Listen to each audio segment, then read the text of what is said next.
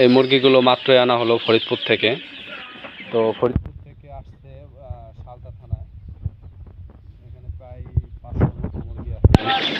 এগুলো সকালে সেল দেওয়া হবে। তো আপনাদের যদি কারো মিশরি ফাওয়ামি লাগে অবশ্যই আমাদের সাথে যোগাযোগ রাখবেন। আমাদের ঠিকানা হচ্ছে ফরিদপুর জেলা সালতা থানা নটখোলা গ্রাম।